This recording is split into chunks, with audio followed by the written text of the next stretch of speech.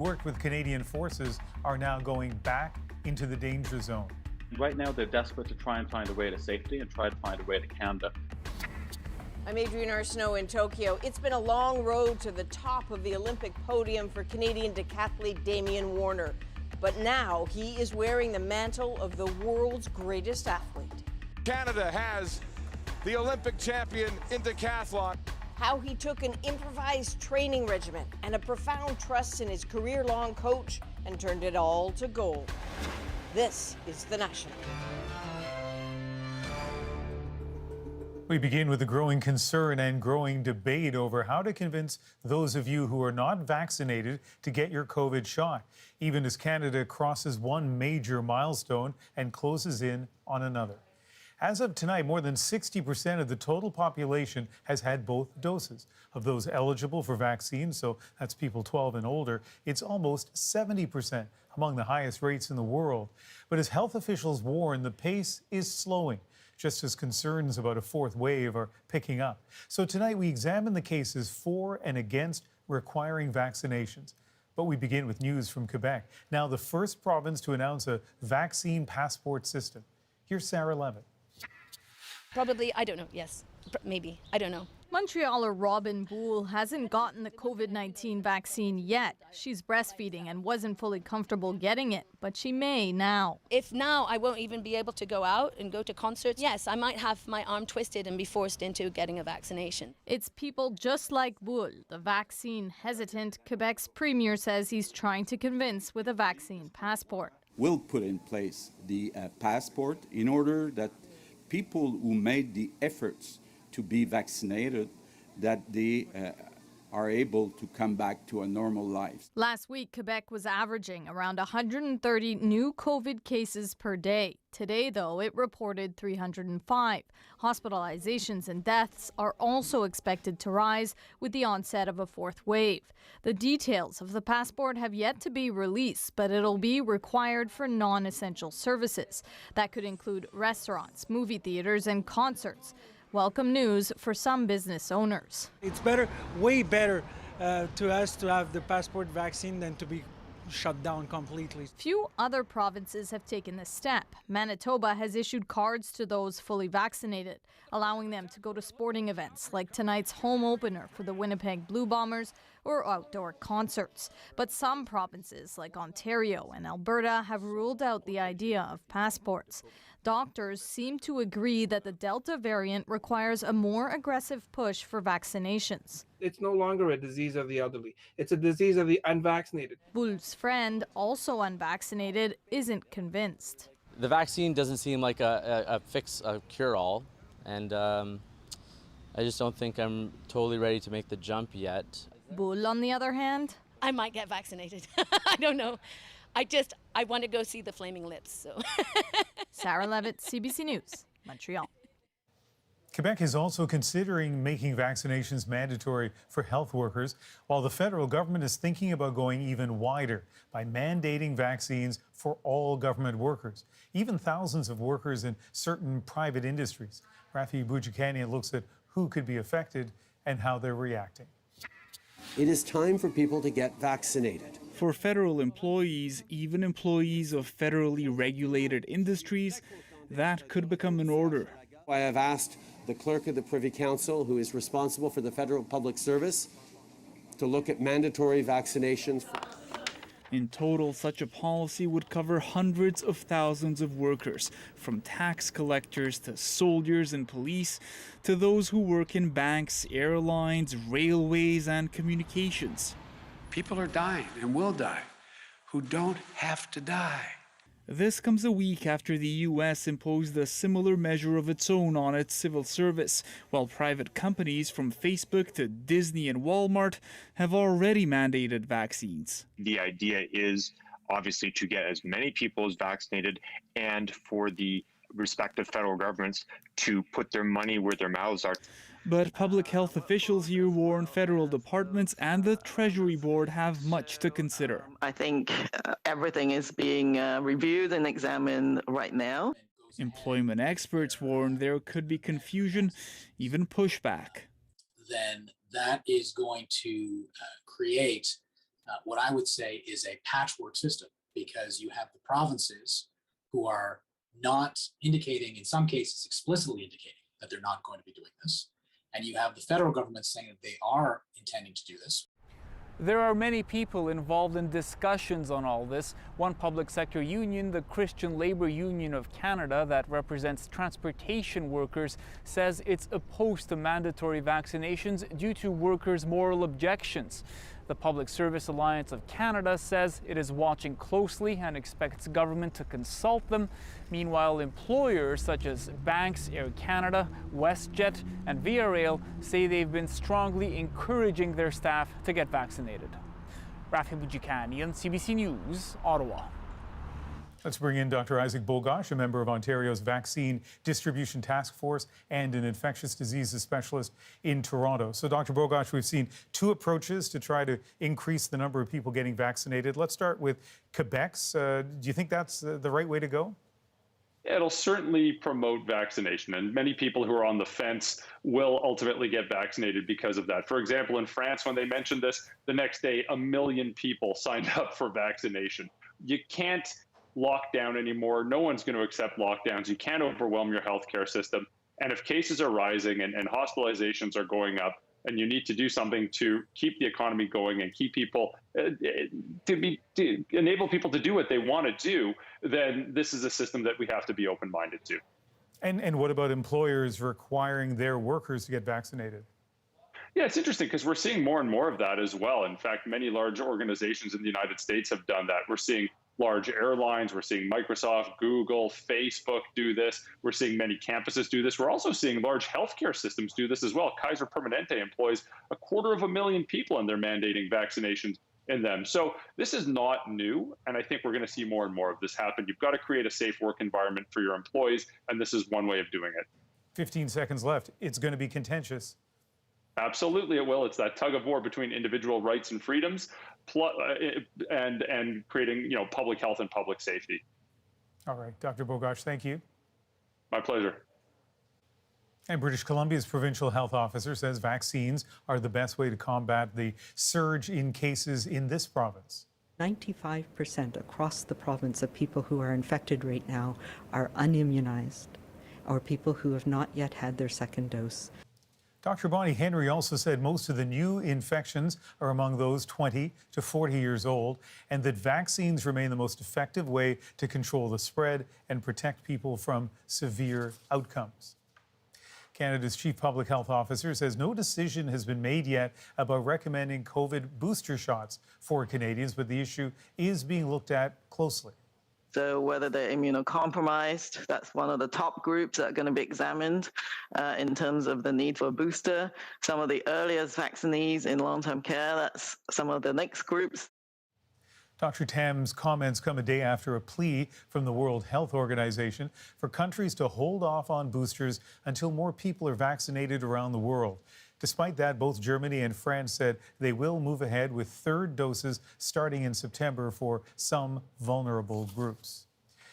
In the United States, low vaccination rates is driving a huge surge in cases. And as Chris Reyes explains, officials are making a desperate plea to reach those who have been hesitant until now.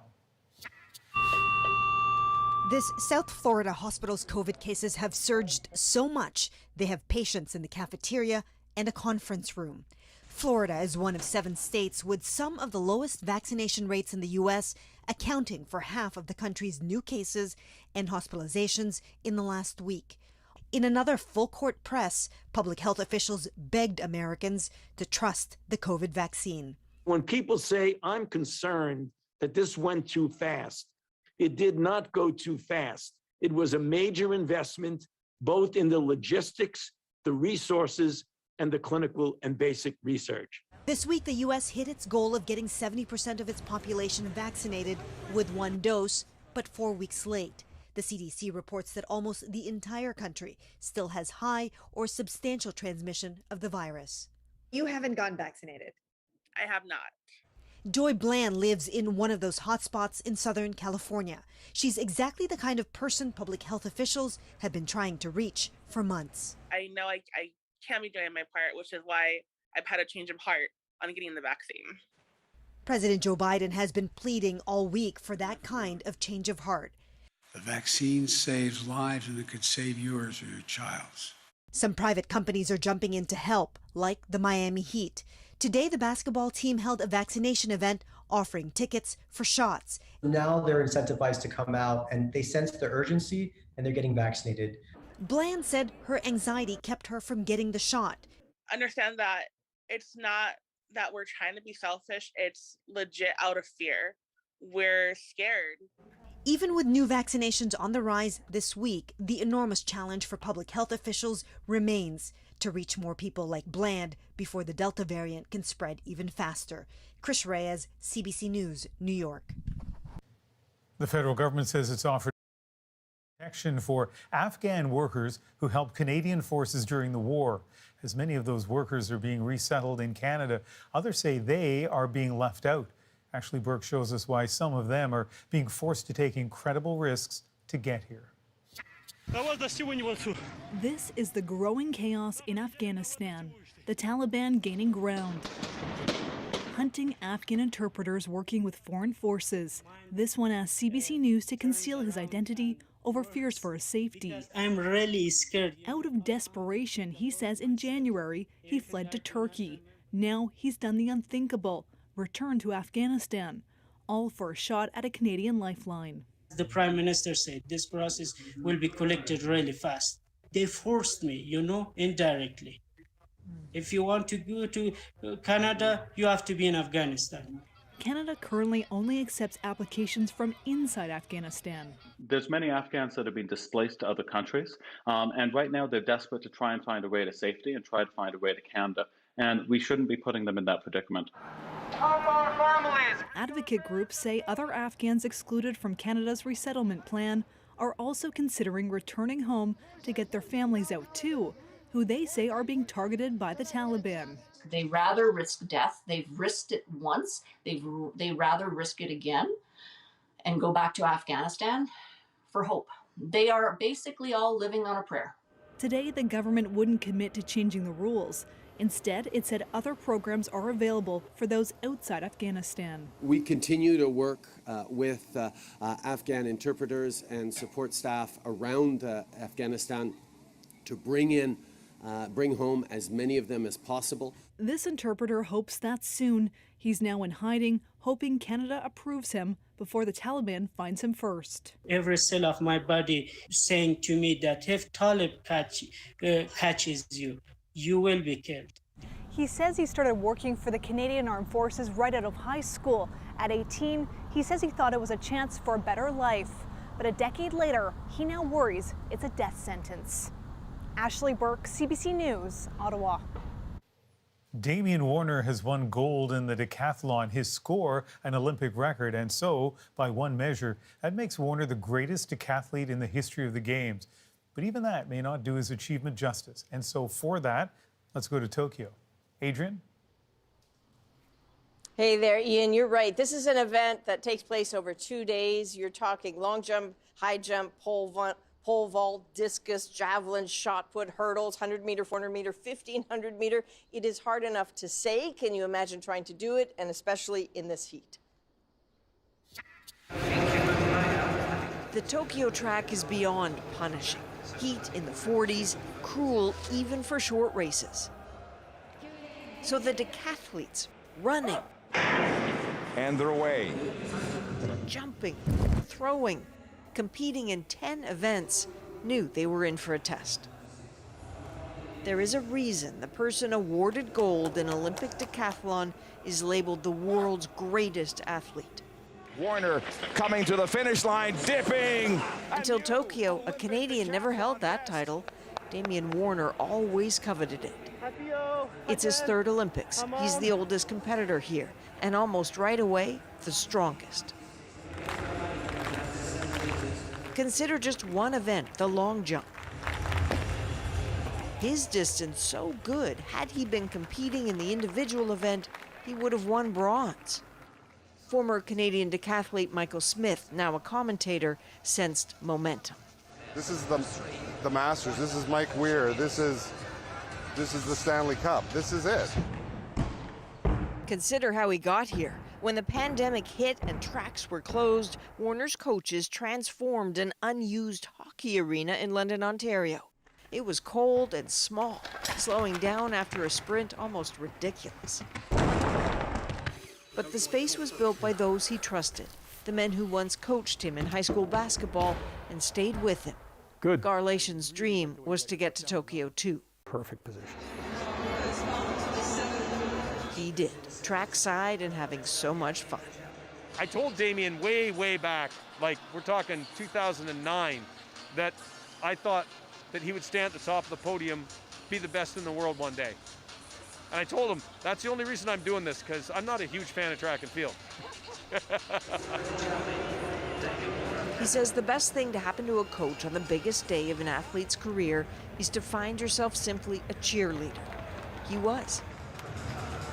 In the last minute of the 1,500 meters, it was so clear the work had worked. Damian Warner didn't just win, he set an Olympic record.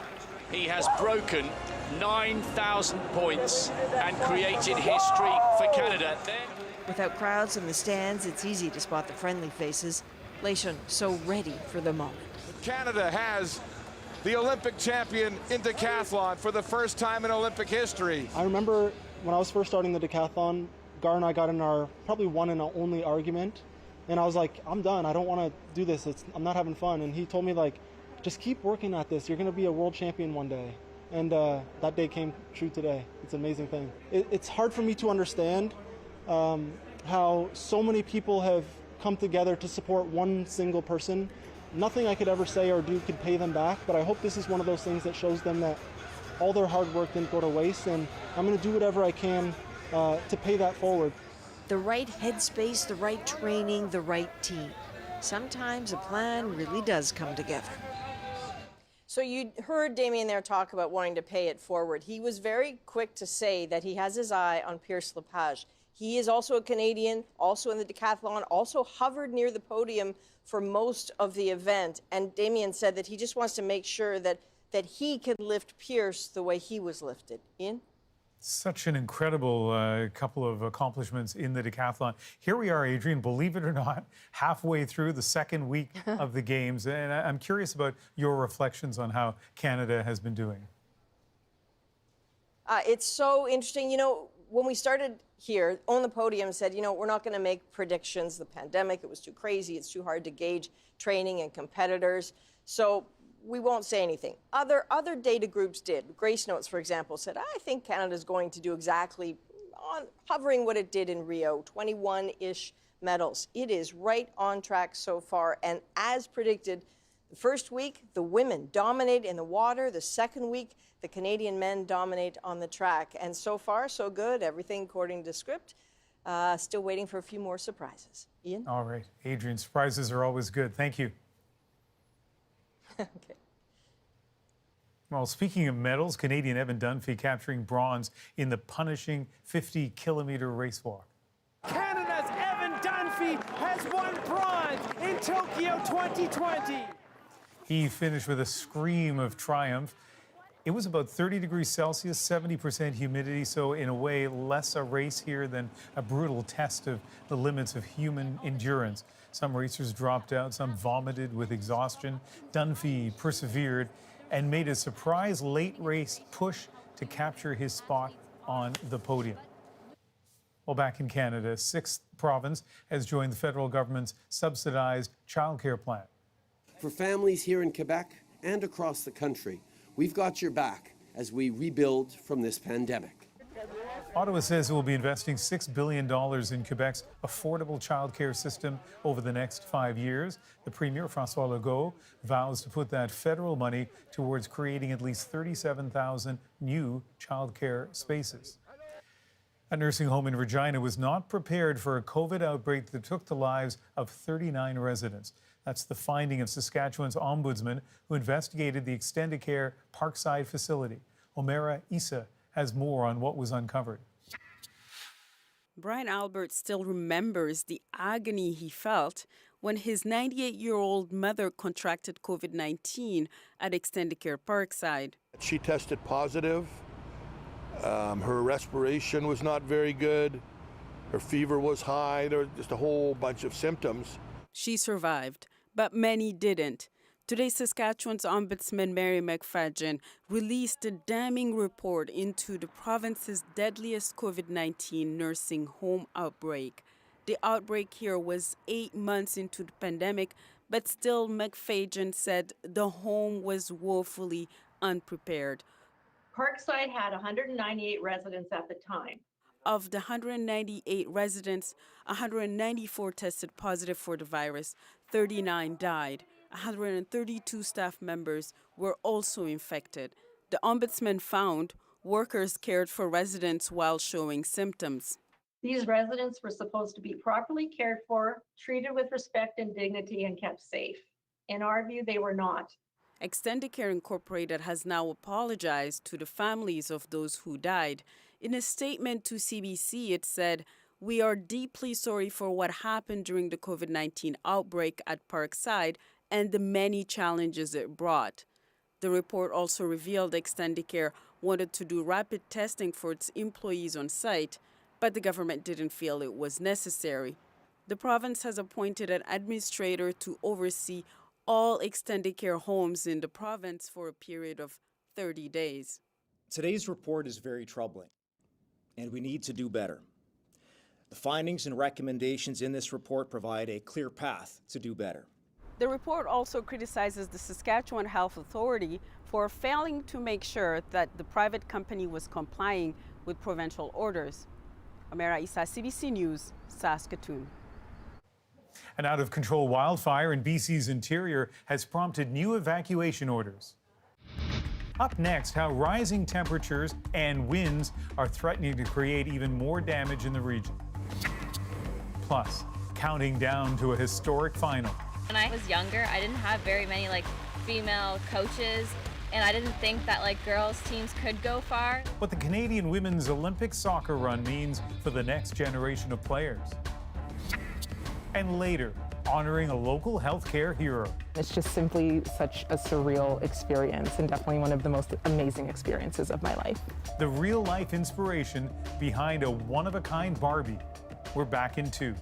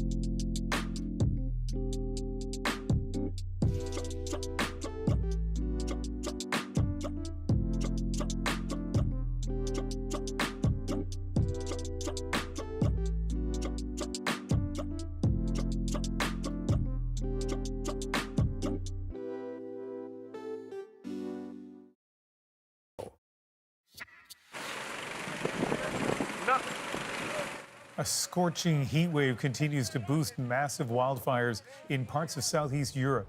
In Greece, the military is now helping fight the more than 100 fires, which have forced thousands to flee their homes. Neighboring countries face similar conditions, including Turkey, where crews are battling more than 180 blazes. At least 8 deaths have been reported there.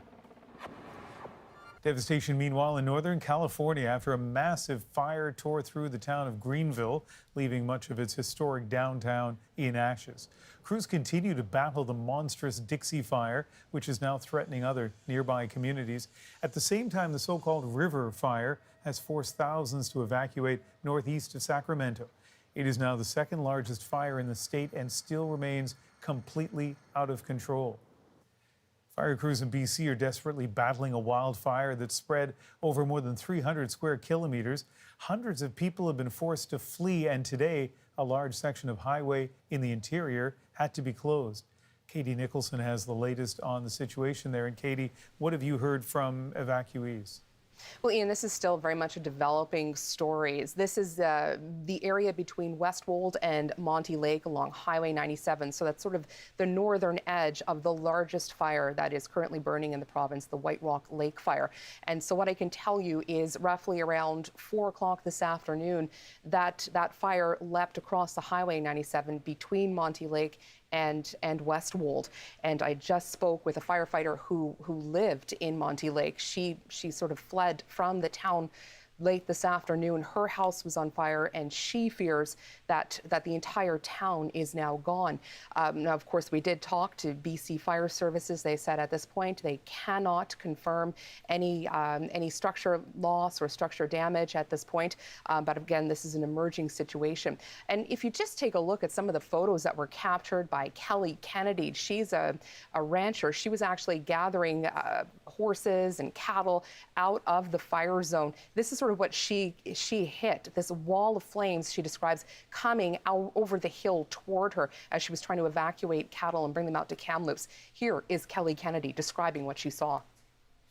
Well, just lots of dark orange smoke, and we can see the flames at the top of the trees, and you can feel the heat coming right off the hill.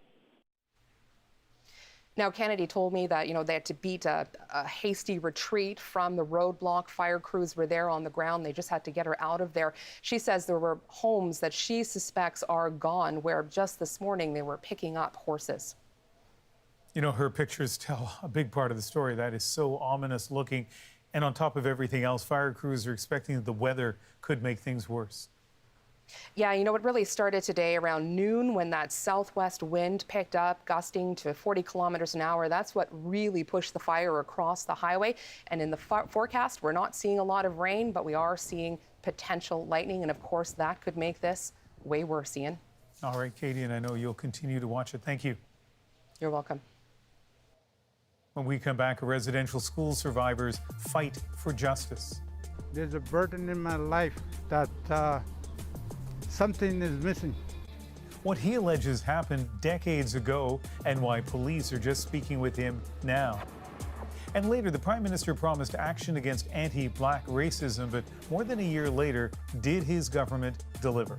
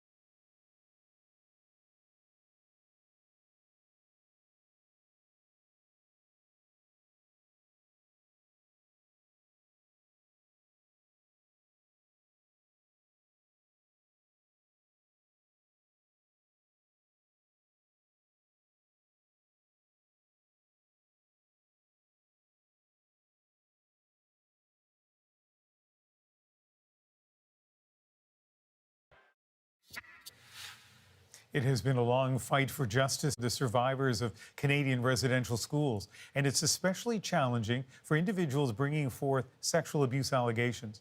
Jorge Barrera shares the story of an Ontario man interviewed this week by police. There's a burden in my life that something is missing. Simeon Solomon carries a deep wound from childhood. I cannot move forward because of this, the sexual assault. He recently came to Ottawa with hope to begin healing. I need to recover. Solomon wants justice for an aggravated sexual assault he says happened when he was a 12-year-old student at St. Anne's Residential School. Today we're going to be going to meet with the Justice of the Peace, and we will be laying an information on a private prosecution basis. For years, Solomon has fought to get his day in court. Right now, I'm kind of trembling. You know, my heart is pumping. In the late 1990s, he told OPP investigators about another incident that led to a charge of indecent assault against a former St. Anne staff member named Claude Chenier, one of 7 charged by the OPP in 1997, following a years-long investigation. But on the day he was to appear in court as a witness, Solomon missed the flight from his Fort Albany First Nation home. I overslept. I worked till 5, then I had to work overtime. The charge against Chenier was dropped.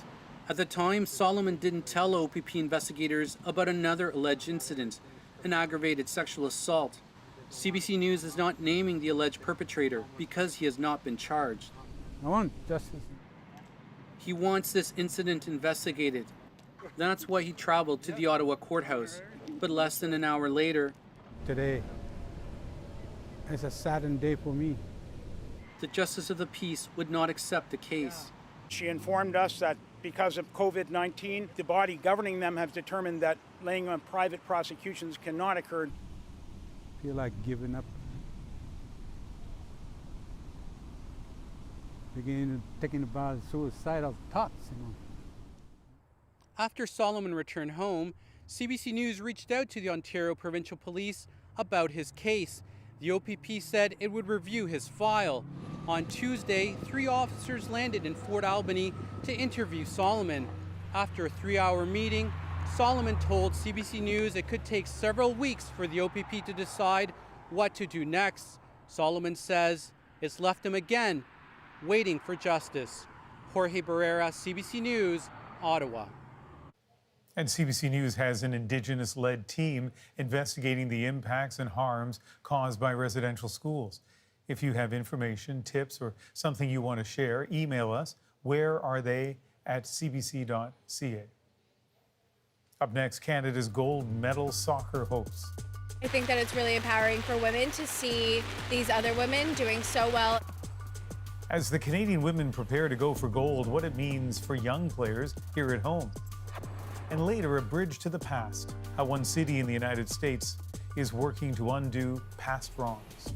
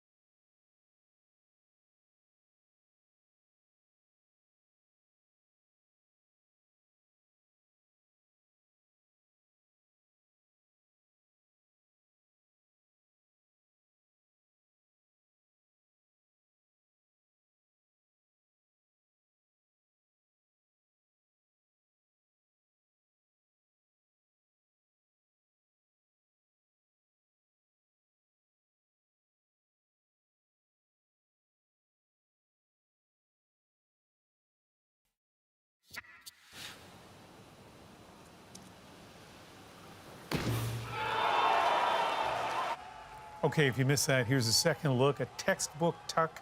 China's Chen Hongchan piercing the water, barely a splash. This is what a perfect dive looks like. And then she did it again. 10s from all 7 judges. All in all, her score just shy of an Olympic record and certainly enough to take gold in the 10-meter platform event. Chen is just 14 years old. The Canadian women's soccer team will leave Tokyo with at least a silver. And after their upcoming battle with Sweden, it could be gold. Canada's status as a women's soccer superpower more certain than ever. And Chris O'Neill-Yates shows us what that means for the would-be stars of the future. Even bad weather can't keep Carol Leonard and her under-15 soccer team from practice. Just like a super fun game, and like you can be with your friends and like your teammates, and it's a super fast, fun game. I just love it so much. Today, there is only one team color. Anna Godin says she'll be watching one player in particular. Christine Sinclair. She's just a huge inspiration to me, and I think she's great. Seeing Canada's Olympic soccer team get this far is a big deal for these young soccer players. I think that it's really empowering for women to see these other women doing so well and going so far within the Olympics right now. When I was younger, I didn't have very many like female coaches, and I didn't think that like girls teams could go far. At St. Mary's University, the Huskies women's soccer team is gearing up for their season opening. They're happy about the attention their sport is getting right now. Women's soccer in Canada is sometimes forgotten about, but I think this is going to bring a lot more media attention to it, and it's going to inspire a lot of young girls, especially, to pursue the sport. Even though Canada has performed well so far, these players know that winning Olympic gold will not be easy. I think it's going to be a very tough game against Sweden. I think our young players have really stepped up, and I also think it was really exciting beating the U.S. for the first time in 20 years. No matter what the outcome, Lalaikis hopes that Canada's success leads to better funding for women's soccer. Provide the support for girls to kind of have that dream and have people behind them knowing that they can reach that goal. Chris O'Neill-Yates, CBC News, Halifax. So when is the women's soccer final? With Tokyo half a world away and 13 hours ahead, depending on your time zone, it is easy to miss Canada's top Olympic moments. Luckily, Andrew is keeping track of what's coming. So we've had some pretty big days and big nights, these Olympic Games, but the next 12 hours are very likely going to drive a lot of tomorrow's news. So yes, there's the women's soccer game, Canada versus Sweden, rescheduled due to hot weather for 8 a.m. Eastern tomorrow. That's 5 a.m. Pacific. And a little contextual note here. It's not a grudge match like it was in the semis against the United States, but it almost is, because in the last FIFA Women's World Cup 2 years ago, it was Sweden versus Canada in the knockout stage, and Sweden won. Canada was sent packing very early. But beyond soccer, 2 big events involving Canada on the track. The men's 4x100 meter relay, they blazed their way into the final, and they will run tomorrow morning at 9:50 a.m. Eastern Time. Andre DeGrasse with the anchor leg, and the Americans, normally so dominant in this relay, they didn't even advance to the final. They made huge mistakes in their opening heat. So this race is a little more open than usual. Finally, the men's 5,000 meter final. 2 Canadians to watch, Justin Knight and Mo Ahmed. Now this is arguably Ahmed's best event. He came 4th in Rio at the last Olympics, running 5K in just over 13 minutes. But in Tokyo, watch how much gas he has left in the tank. It will be his 3rd run. He ran the 10K about a week ago. He ran the 5K heats to qualify for this final and a shot at the medal. So by the end, he could be in a lot of pain. But here's a little nugget for you. His coach actually shouts at him, "Feel the pain." And that's his cue to kick it into overdrive. So we will see how many gears he has left by the time we all wake up tomorrow morning. Up next, we check in on the federal government's commitments to fight anti-black racism, from symbolic gestures to concrete action. Why some say the government has fallen short.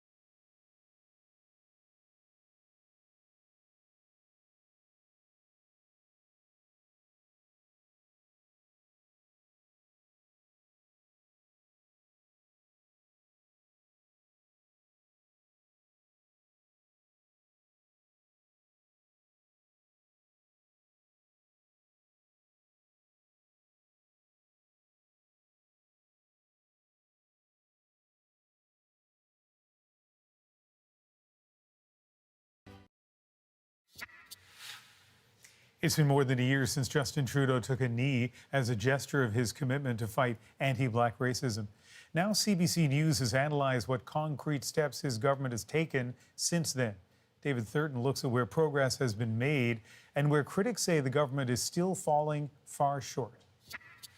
There's counseling happening, there's life skills happening. To help Black Canadians navigate a justice system which at times seems stacked against them, Julian Campbell and his team are there. Study after study has found that Black and Indigenous people consistently are overrepresented in the justice system.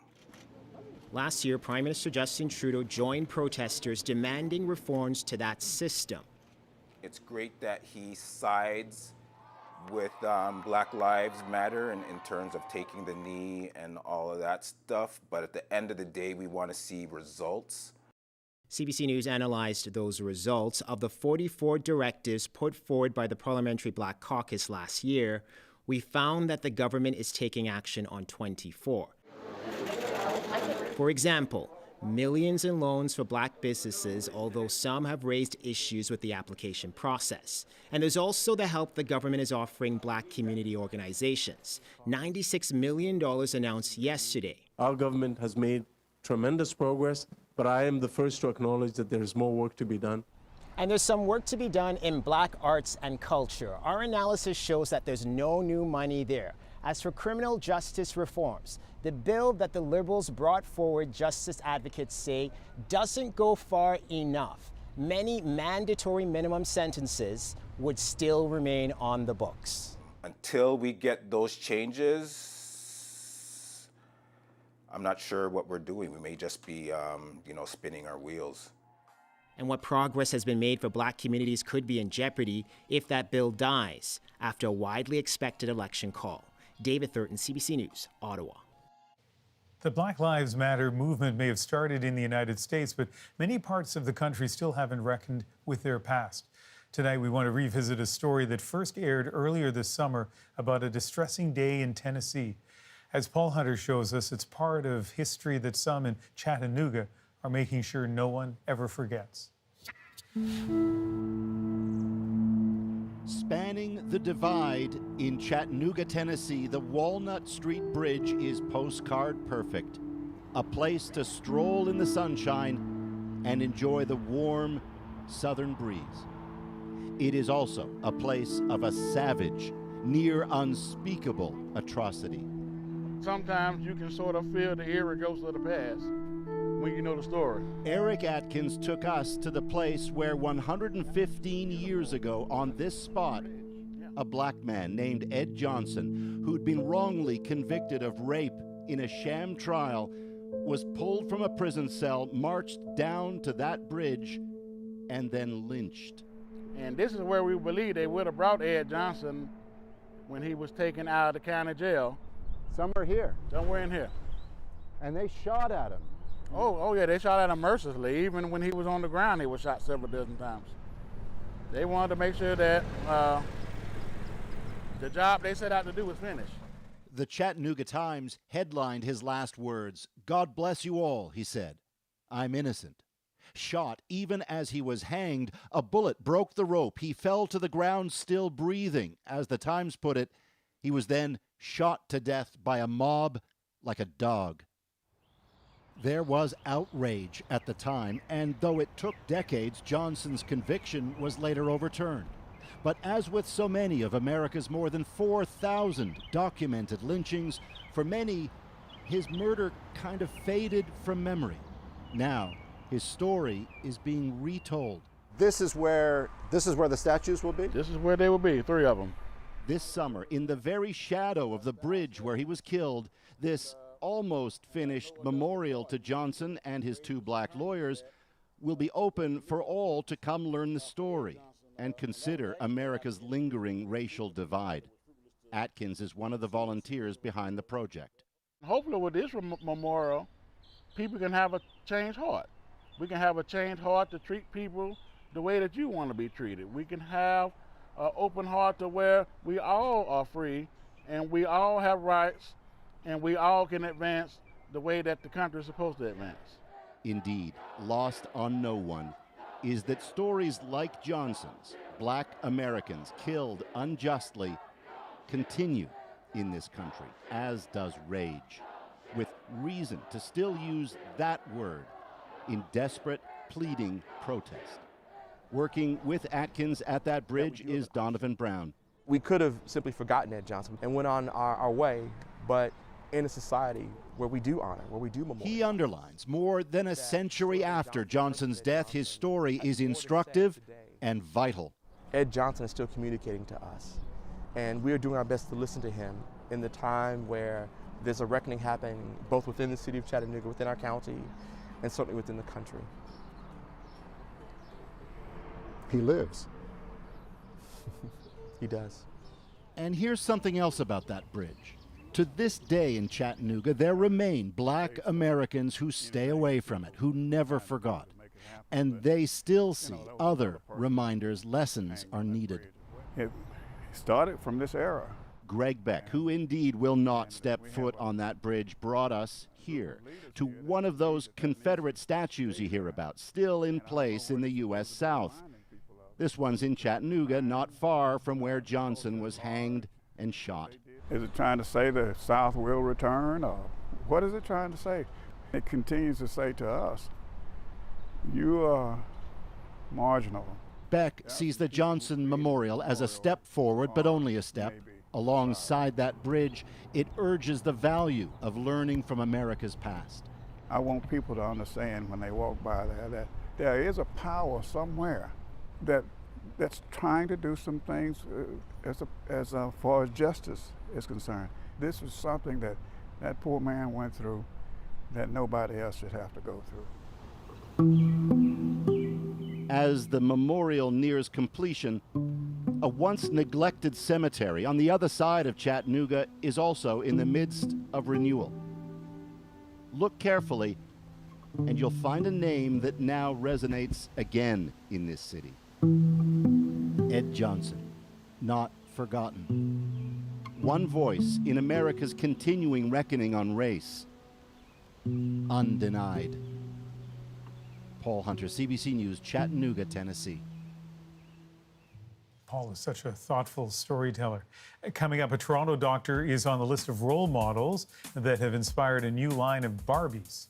Being able to have a Barbie such as this that young girls can look up to. She's one of 6 women being recognized by the toy company, and she's our moment next.